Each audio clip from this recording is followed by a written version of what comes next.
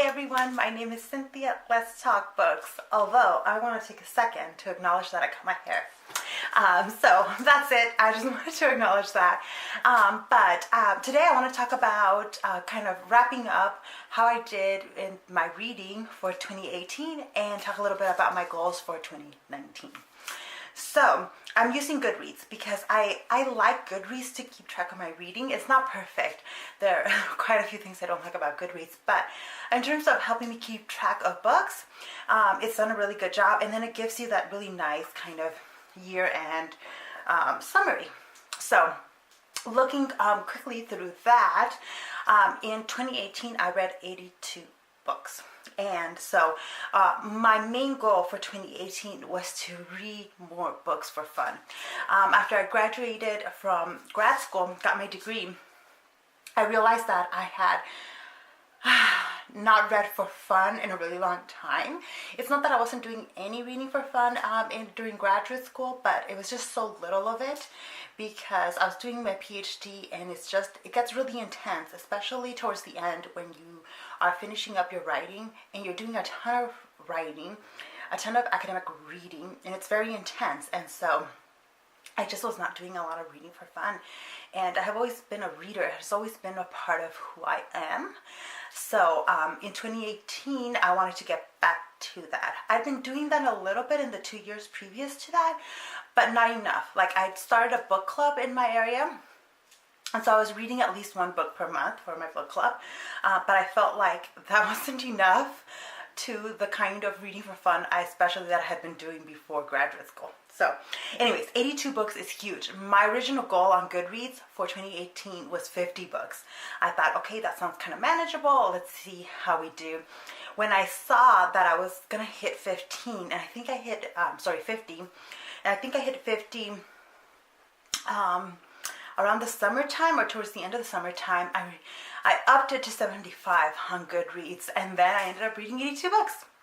So I am extremely happy with how I did on that count. Let's see, the shortest book I read was a novella. That's my dog squeaking in the background, by the way. So it was a novella from the In-Depth series by J.D. Robb/Nora Roberts. It was 90 pages, so that was the shortest book I read. The longest book I read, according to Goodreads, was Ken Follett's World Without End. This was one I listened to in audiobook, but it's a long book. It's 1,014 pages.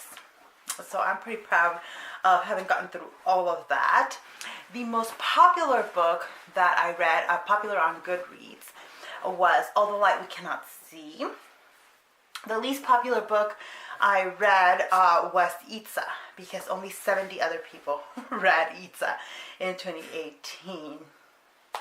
My average rating on Goodreads was a 3.8, which is really interesting. All right, give us here. Oh, the average length of book I read was 348 pages. So I feel like that's fine. That seems about right for the length of books that I read. So yeah, I don't have any goals there. So yeah, there were two other goals that I had stated on my Goodreads bio and that I had mentally given myself, which was to read books in Spanish and books in French, which are two languages that I am fluent in. And I completely failed at both of those goals. So I read 0 books in Spanish and 0 books in French. So this is where we can transition into my goals for 2019. I felt like that goal of just, I read books in Spanish, read books in French, was too open-ended, too broad. So for 2019, I'm giving myself the goal of reading 2 books in Spanish and 1 book in French. So just as a little background, Spanish is my first language. I read and write it, and because in the last decade or so, I haven't been living with my family, I speak a lot less Spanish, and I feel like I've started losing some of that vocabulary, which is painful because that's my first language, right? I do speak Spanish regularly. I call my mom. We speak in Spanish. With my siblings, I speak in Spanglish. I mostly only listen to Spanish music in Spanish. So it's not like I'm not around Spanish. I also live in California, so I hear Spanish all the time. But I think going back to reading in Spanish will help me. And my goal for French is to read one book in French. So French is a language that I started learning in high school and then in college. My degree is in French history. So throughout grad school, I did a lot of heavy reading in French. And I think that's why I've kind of stayed away from it in the last couple of years, because I needed a little bit of a break. But I need to start practicing my French again. Not that I don't, but it is harder to practice French in the US than it is Spanish, for example. So I think I have to do more of an effort for that. And so I'm setting the goal at really minimal here, one book in French, so that just to get that started, right? So yes, and another goal that is super important to me, because I started a series here on BookTube, is to read French classics. And so my goal for 2019 is to read 5 French classics, and some of these might be kind of like established classics, like The Count of Monte Cristo. I really wanted to read The Three Musketeers, so those kinds of classics, but also more modern classics, Jean-Paul Sartre, Irene Nemirovsky, and there's a couple of other more modern ones that I have that I'd like to get to this year. And so I'm actually planning on doing a whole video just talking about my plans with French classics. So keep an eye out for that video where I'll share which classics I have, and kind of I'll come up with a format for how I plan on tackling those in 2019. All right, my overall goal of books to read for 2019, I set at 90. Since I did 82 this year, I feel like 90 is attainable. Not easy though, because I realized that there are periods of time during the year in which it's harder for me to read. And I'd like to kind of be more strategic in the way I approach that, and not force myself to read, but give myself more room during those times to read, because it's my for fun time. It is also my a way to renew myself, my brain. It feeds me emotionally and spiritually to read for fun, and I would like to make even more room for that in 2019. So I set 90 as my goal, and while I don't think it'll be easy, I think it is attainable. I think it's not an unreasonable goal. So we'll see how I do.